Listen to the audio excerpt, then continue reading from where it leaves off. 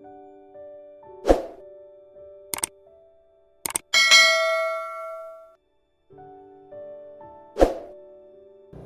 datang di channel ini dan selamat hari Minggu. Sahabat-sahabatku yang terkasih, di dalam bacaan yang kedua, Santo Paulus mengatakan bahwa ada 3 hal yang sangat penting dalam kehidupan kita, yakni iman, harapan, dan kasih. Dan yang paling besar di antaranya ialah kasih. Sebab bagi Santo Paulus, kasih itu sabar, kasih itu murah hati, kasih itu tidak cemburu, tidak sombong, tidak mencari keuntungan untuk diri sendiri, dan lain sebagainya. Dalam arti tertentu, Santo Paulus hendak menekankan bahwa kasih yang ada di dalam diri kita, itulah yang senantiasa harus kita wartakan di dalam kehidupan kita. Pada saat itu kita akan mengambil peran sebagai seorang nabi sebagaimana yang dikehendaki oleh Allah di dalam bacaan pertama. Dan fokus pewartaan kita sebagai nabi ialah pewartaan kasih. Dalam bacaan Injil, Yesus mengatakan, tidak ada nabi yang dihormati di tempat asalnya. Setelah mengatakan demikian, Yesus memberikan contoh tentang Elia dan Elisa, di mana semasa hidup Elia dan Elisa, Elia tidak pernah diutus kepada salah seorang Israel, tetapi kepada janda di Sarfat di tanah Sidon. Sedangkan Elisa diutus kepada Naaman orang Syria yang juga bukan orang Israel. Dalam permenungan saya, dengan kata-kata dan cerita ini, Yesus hendak mengatakan bahwa pewartaan tentang kasih haruslah bersifat universal untuk semua bangsa. Sampai di sini saya hendak merenungkan sejumlah remah permenungan. Pertama, kasih yang kita miliki haruslah seimbang antara Tuhan dan sesama.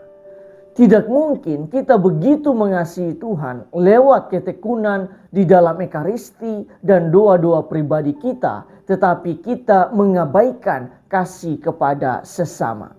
Kasih haruslah terarah kepada Tuhan, tetapi sekaligus terarah kepada sesama. Itulah yang dilambangkan dengan salib.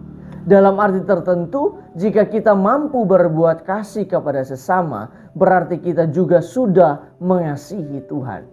Dalam perbuatan kasih pasti ada pengorbanan, karena dengan mengasihi berarti kita bersedia mengorbankan ego kita bagi orang yang kita kasihi dan layani. Sebagaimana Yesus sendiri yang mengorbankan dirinya hingga wafat di kayu salib, karena kasihnya yang begitu besar bagi manusia. Inilah pewartaan tertinggi Yesus yang benar-benar dihidupi olehnya dan bukan sekedar sebuah kata-kata. Kedua, Yesus pernah mengatakan, sesungguhnya segala sesuatu yang kamu lakukan untuk salah seorang dari saudaraku yang paling hina ini, kamu telah melakukannya untuk aku. Injil Matius pasal 25 ayat 40. Ketika kita mampu mengasihi sesama secara nyata lewat perbuatan-perbuatan baik kita, maka itu sama saja dengan kita sedang mengasihi Tuhan. Penghayatan seperti inilah yang dimiliki oleh Santa Teresa dari Kalkuta ketika ia melayani banyak orang sakit di Kalkuta.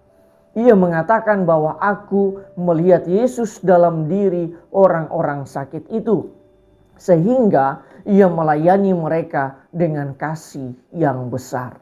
Dengan pelayanan seperti ini, maka kita menjadikan orang lain sebagai pusat dari pelayanan kita. Orang lainlah yang diutamakan di dalam setiap pelayanan kita. Hal ini mengandaikan suatu pengorbanan diri, sebab hanya dengan memberi diri dan penuh pengorbanan, maka kita bisa mengasihi dengan tulus.